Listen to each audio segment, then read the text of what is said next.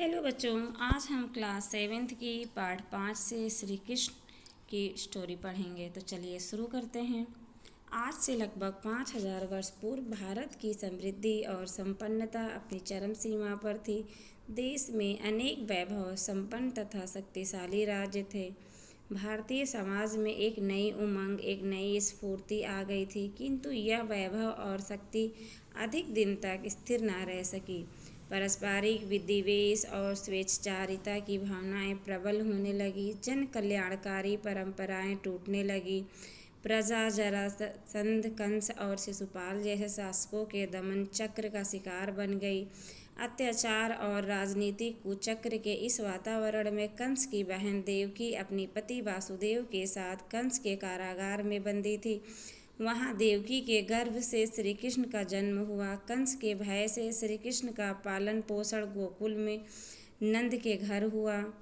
श्री कृष्ण बाल अवस्था से ही इतने पराक्रमी और साहसी थे कि उनके द्वारा किए गए कार्यों को देखकर लोग आश्चर्यचकित हो जाते थे और उन्हें अलौकिक मानने लगे थे। कंस अपनी सुरक्षा के लिए श्री कृष्ण का अंत करना चाहता था।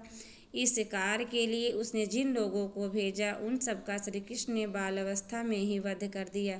कभी तो वे अपनी बांसुरी के मधुर स्वर में से सभी को अंतिम सुख प्रदान करते दिखाई पड़ते, तो कभी कंस के अत्याचारों से गोकुलवासियों की रक्षा करते हुए लोकहित में प्रवृत्ति दिखाई देते। श्री कृष्ण को अध्ययन करने हेतु संदीपन गुरु के आश्रम भेजा गया।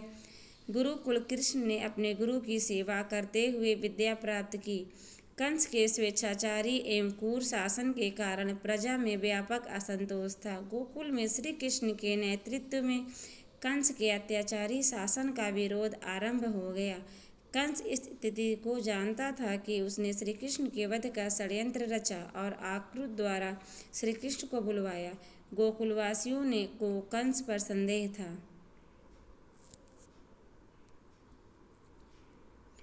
वे नहीं चाहते थे कि श्री कृष्ण मथुरा जाकर कंस के जाल में फंसे। श्री कृष्ण ने तो अत्याचारी का अंत करने का संकल्प कर ही लिया था, अतः वे अपने बड़े भाई बलराम के साथ मथुरा आ पहुँचे। योजना अनुसार मथुरा में मल्लयुद्ध आरंभ हुआ। श्री कृष्ण ने मल्लयुद्ध में कंस के चुने हुए पहलवानों को पराजित किया और अंत में उन्होंने कंस को मार डाला। उस समय हस्तिनापुर में धृतराष्ट्र का राज्य था। वहाँ के राज परिवार में कौरव और पांडवों के बीच कलह चल रही थी। पांडवों को उनका अधिकार देने के लिए कौरव कदापि तैयार नहीं थे। इस कलह को रोकने के लिए श्री कृष्ण ने बहुत से प्रयास किए। वे पांडवों की ओर से संधि का प्रस्ताव लेकर कौरवों के पास गए। कृष्ण ने धृतराष्ट्र से निवेदन किया कि महाराज, वीरों का विनाश बिना ही कौरव और पांडवों में संधि हो जाए। मैं यही प्रार्थना करने आया हूँ। श्री कृष्ण ने धृतराष्ट्र के निरंकुश पुत्र दुर्योधन को भी समझाया। हे तात, संधि से ही तुम्हारा जगत का कल्याण होगा। लेकिन दुर्योधन अपने इसी हट पर डटा रहा कि मैं युद्ध के बिना सुई की नोक के बराबर भी भूमि पांडवों को नहीं दूंगा। इस प्रकार श्री कृष्ण संधि का प्रयास असफल हो गया। परिणाम स्वरूप कौरवों एवं पांडवों में भयंकर युद्ध हुआ, जिसने भारत युद्ध के नाम से ही जाना जाता है।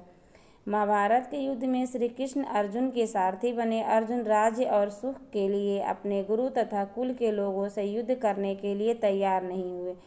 उन्हें अपने स्वजनों को देखकर मोह उत्पन्न हो गया। उस समय श्री कृष्ण ने अर्जुन को अपने कर्तव्य के लिए प्रेरित किया।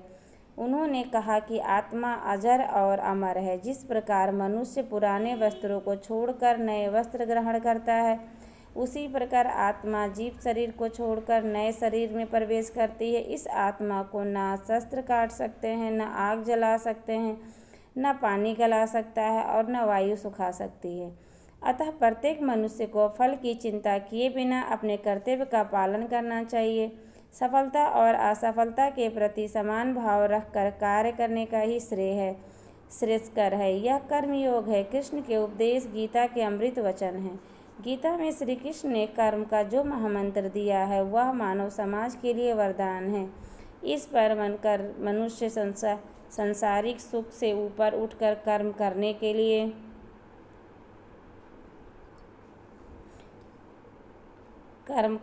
लिए प्रेरणा प्राप्त करता है, जो जीवन की वास्तविक सुख है। और गीता वास्तव में भारतीय चिंतन और धर्म का निचोड़ है। अतः इसमें सारे संसार का समस्त मानव जाति को एक सूत्र में बांधने की पूर्ण क्षमता है। श्री कृष्ण के उपदेश सुनकर अर्जुन को अपने कर्तव्य का ज्ञान हुआ और उन्होंने वीरतापूर्वक युद्ध किया। श्री कृष्ण के कुशल संचालन के कारण महाभारत के युद्ध में पांडव विजयी हुए। वस्तुतः यह पांडवों की पर विजय नहीं थी, बल्कि धर्म की अधर्म पर, न्याय की अन्याय पर, सत्य की असत्य पर विजय थी। Thank you.